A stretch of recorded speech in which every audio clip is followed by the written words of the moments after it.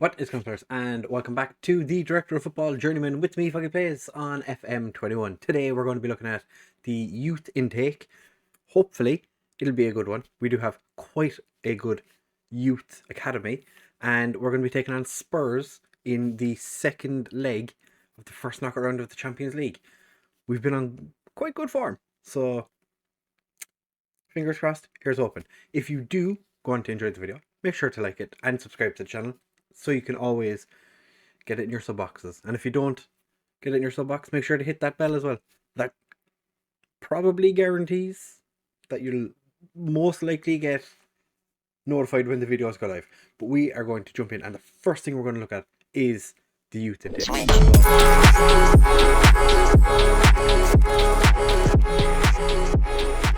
We have one 5-star player, well, one 5-star potential player, and one 4-star.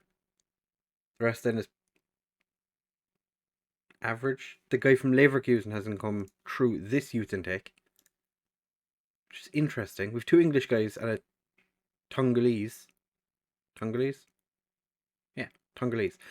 Daniel Zek. He's actually not that bad to begin with. This is a 1-star player for us. 19 first touch, 16 passing. From Munster, Norbert Leopold, 6'5". This guy is 15 years old. 6'5". He's a rangy striker. Ooh. But 16 determination, 15 passing, 15 technique, 14 flair, 14 work rate, 14 jumping reach. You'd expect him to have quite the jumping reach. He is 6'5". I'd have a look and see is there any, are any of them from crazy? No, okay, so none of them are insane nationalities. So there's some interesting ones. I'm surprised the keepers are as bad as they are. That seems to be a thing with German football, that the goalkeepers are quite good in the youth intakes. Not this time. We do have this guy. If I was in charge, this guy would be signed purely because he's so short. 17 flair, 17 teamwork, 16 technique, 1 jumping reach. Yeah, he's 5'1". So he's probably one of the shortest players I've ever gotten through a youth intake. And he's 15, so he's probably not going to grow a huge amount. But then you look at he's 6'5". I think he's going to get signed. I know for a fact these two are going to get signed. That's generally how it works. The top two get signed regardless. But I would imagine that these 3 here get signed as well. Are you the guy that? No, Walter. Well, there was a winger. Did I just click on the same guy again? I did. Hereford. There was somebody that was signed, or that was signalled as the one. Well, these were not the one. I think those two look like they could be pretty decent, potential wise. Actually, this guy, 5'1", 1-star current ability. Not so sure, but fair enough. But results since you were here last, they've been fruity. Since the last game against Bayer Leverkusen, where we lost, we beat Heidenheim in the Pokal 3-1. It was actually fairly difficult. And then we scored 16 goals in our next 2 games. We beat bottom of the table Augsburg 8-0, quite comfortable, as you'd imagine. Nicolas Garcia, the new signing, scored a hat-trick and missed a penalty. Rogelio scored a hat-trick, and Salvador Tomas almost got a hat-trick. Just missed, I think it was a header in the last couple of minutes. A little bit disappointing. But we were 5-0 up at halftime, I think it was. 2, 3, 4, 5. We were 6 up at halftime. But as you can see, Garcia scored in the 2nd minute. Rogelio scored in the 4th minute. We were dominant. Against Fortuna Dusseldorf then, 8-0 again. Both these games made it onto TV. So anybody who watched them had quite a nice day. Unless you were just Dusseldorf fan. But Salvador Tomas got a brace. Rogelio scored 4. Jude Bellingham scored, and Nicolas Garcia also getting on the score sheet. Then we went and struggled against Tottenham. Pablo Benji picked up an injury very, very early into the game. So we're going to be without him for a little while, which is not ideal. And then we played against two quite good teams. Leipzig, who we're going to be playing in the Pokal semi-final. We were dominating the game, and then Alphonso Davies decided to turn it on, scored his first goal of the season, and then his second goal of the season. But we were pretty good in that game. And then against Hertha, we won 3-1. Rogelio, Gatarik, and Carlos Barros all scoring. As you can see, Salim and Jude Bellingham both picked up injuries in this game. Jude Bellingham picked up his injury just before halftime, and we literally walked out after the first half break to start the second half, and Salim picked up yet another injury, which is just exactly what you want to see. Salim is out for, I think it's a couple of weeks. Yeah, 4 weeks. Jude Bellingham, however, is out for quite a while. I think it's a couple of months or something. 3 months. So we're going But league-wise, everything's going relatively well. We have a 1 point advantage over Bayern. Not ideal. And we have a 1-1 scoreline from the first round, or the first leg of the knockout round. Spurs are a lot better than they were last year. So that's interesting. But there's been some nice results for some clubs. Liverpool beating Sociedad 4-1. Ajax beat Porto 2-1. Hertha held Real Madrid, which is definitely something they would be happy with. PSG and Barcelona drawing. Would have expected PSG to do better, because they have quite the squad. Valencia beating Man United. Valencia are a really, really good team. And Bayern Munich losing to Juventus, not ideal for them. But we're going to jump ahead in time. We have a couple of games to play before we're back for the Spurs game. Actually, it's just one against Stuttgart. I'll let you know how that goes in just a second. Right, fellas, it is now time to take on Spurs. As you can see, Real Madrid and Hertha are the other game today, but the results have been surprising. Porto knocked out Ajax, winning 4-1 in the second leg. Liverpool knocked out Sociedad, fair enough. Atletico Madrid knocked out Chelsea. Don't like Chelsea. Barcelona managed to do 1-over on PSG. Valencia went through, and Juventus went through by the virtue of the fact that they won the first leg 1-0. We're going into this after a scrappy victory over Stuttgart, which was not a fun way to play. And I haven't actually picked my 11, so you're going to get to see how I pick my team. For today's game, I think we're going to go with... we start Sainz in goal. At right back, we don't really have much of a choice, so Vincent van der Berg is starting. We're without... yeah. We have injuries and suspensions for today's game. Falcart's going to start at left, or centre back, with Garcia alongside him.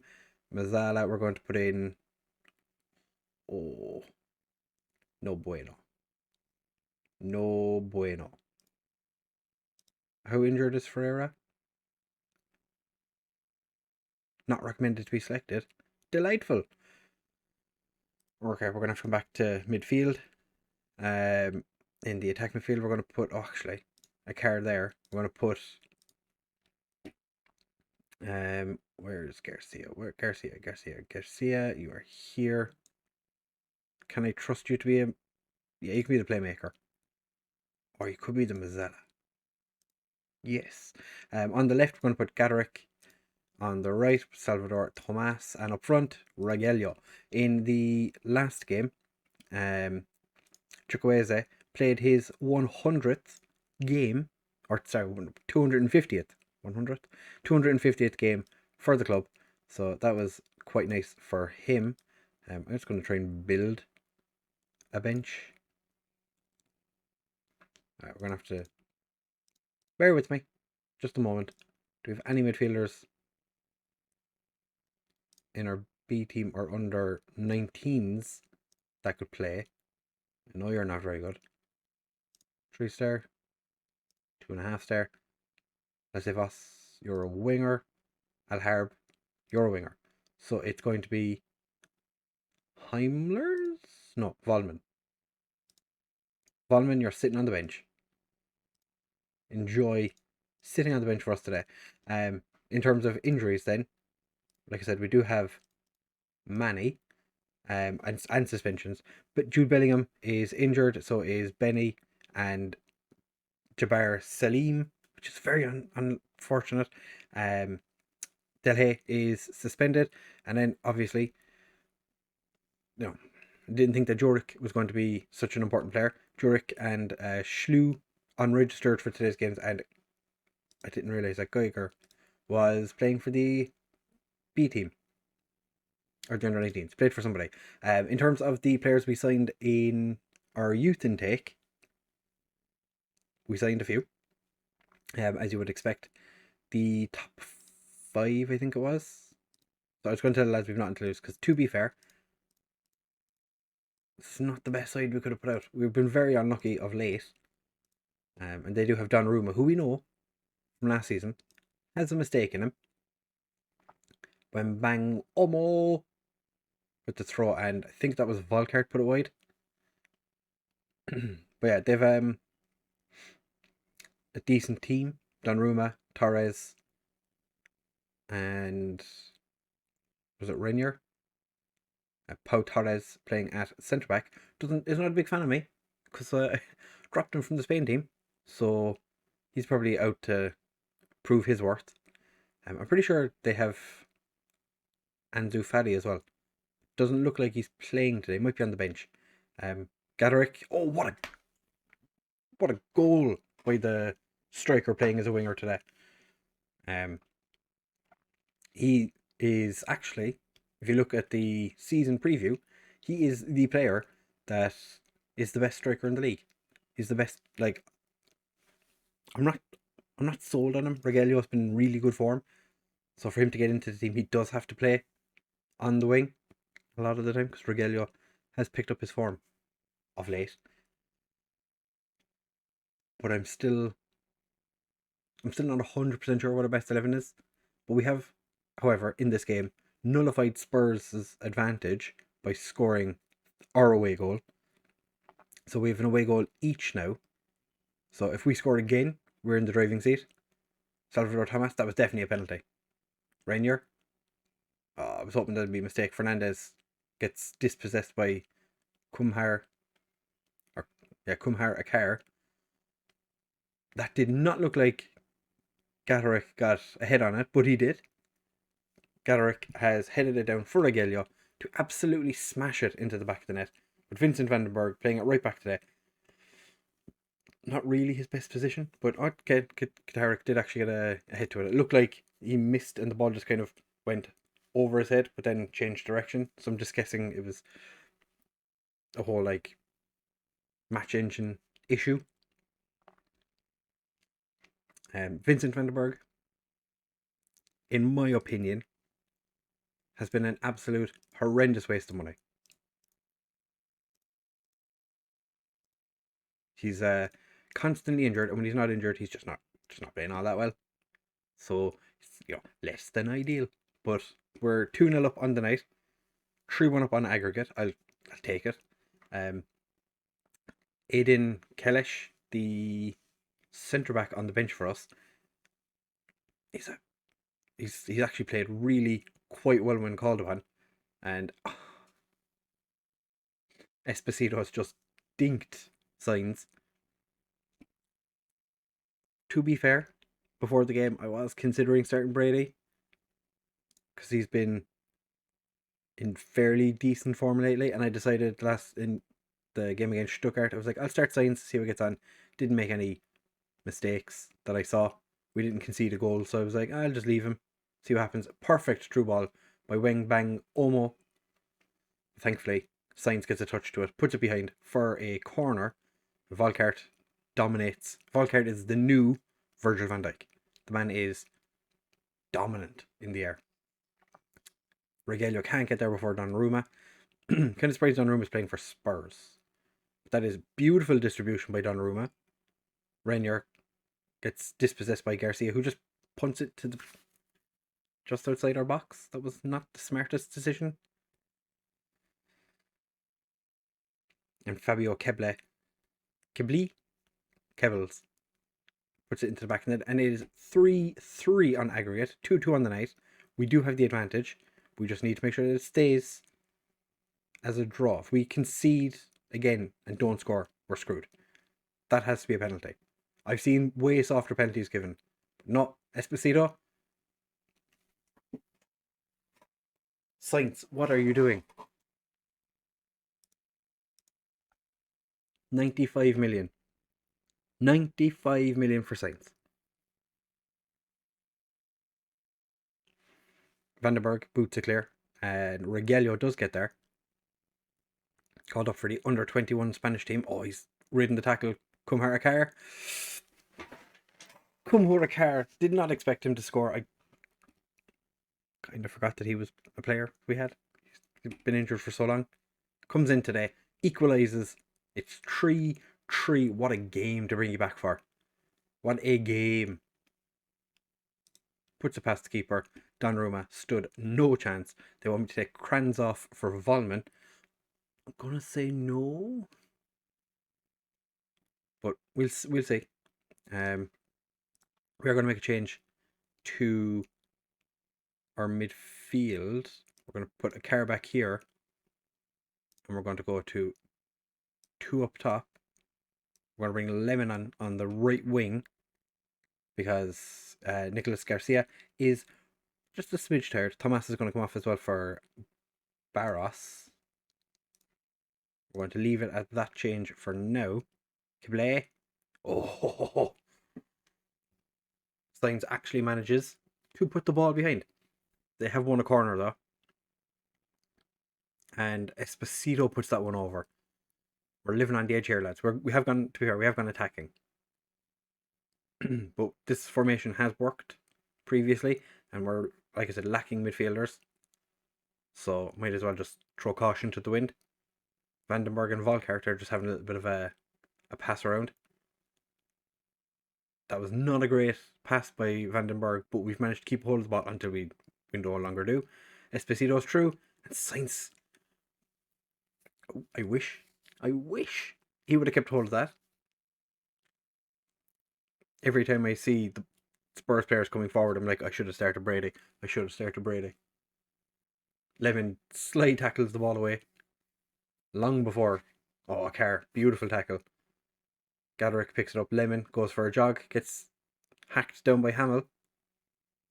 But nothing comes of it. That's not ideal. I was hoping they get a player sent off. We're going to go positive. Gaderick gets it forward. Regelio picks it up. Regelio. What a save by Donnarumma. Ugh. Barras with the corner. Volkart, straight into the hands of Donnarumma. No problems for Donnarumma. Esposito surrounded by 4 players. Not one of them could stop him. Going to give that a bit of encouragement. Barras, not a great free kick. Donnarumma has it, and now I was going to say Arsenal.